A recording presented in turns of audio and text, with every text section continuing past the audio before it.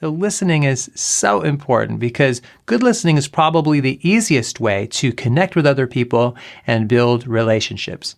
Active listening is the opposite of passive listening, and you have probably experienced this.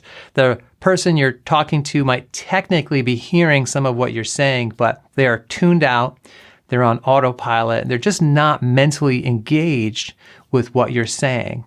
And as the speaker, this can be very dissatisfying, very discouraging when people really aren't paying attention to us. Like, why am I even talking in the first place? But active listening looks, sounds, and feels obvious. Active listening means listening completely.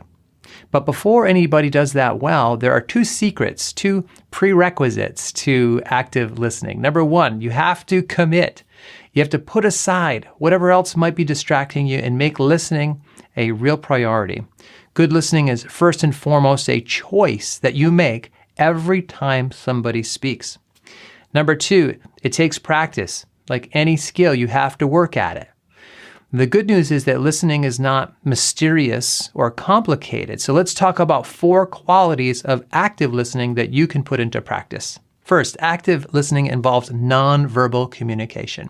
And there are 2 sides to this. On the one hand, you're demonstrating that you're engaged in paying attention nonverbally. You put your devices completely away, you make eye contact, your body posture is open and oriented toward the other person. Now, on the other side, you're also noticing the speaker's nonverbal cues. There's an expression, you listen with your eyes. And part of that means you're noticing what's happening with the person visually on their mood or their emotion that they're showing. Do they look nervous, frustrated, annoyed? You can pick up on that by actively observing their nonverbal communication. Second, active listening involves verbal communication. Again, there are 2 sides to this. The most obvious part is asking good questions. Probably the most common pattern that good listeners demonstrate is that they ask a good question and then they let the speaker fully answer it. Like a good mental health therapist will ask thoughtful questions and then stop talking for a while and let the client speak.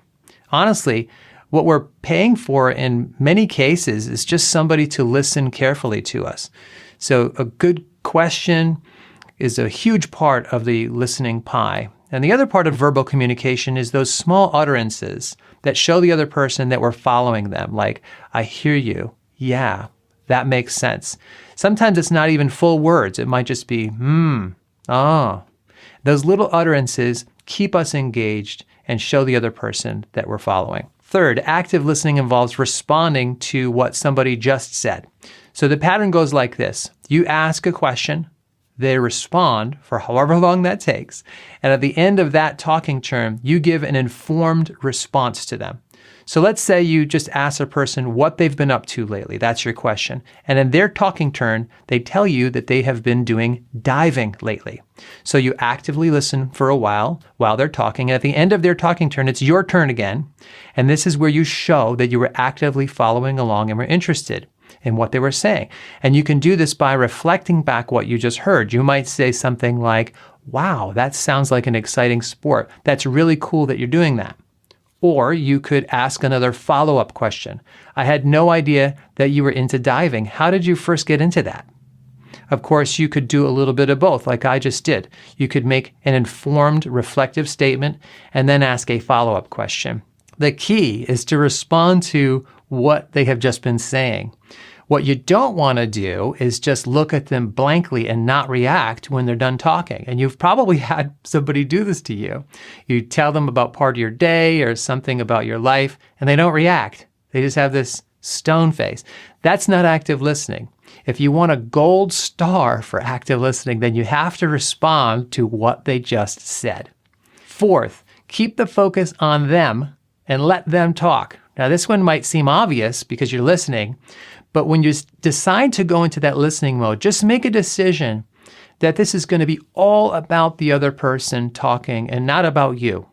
Resist that temptation to jump in with your own story or to change the subject to your favorite topic. Keep your talking turns and questions concise and then stick to whatever topic they're interested in. Now, eventually, Once they've done plenty of talking, there will usually be an opportunity later in the conversation for you to share your experiences. But my rule of thumb is to dedicate at least the first half of the conversation to pure active listening.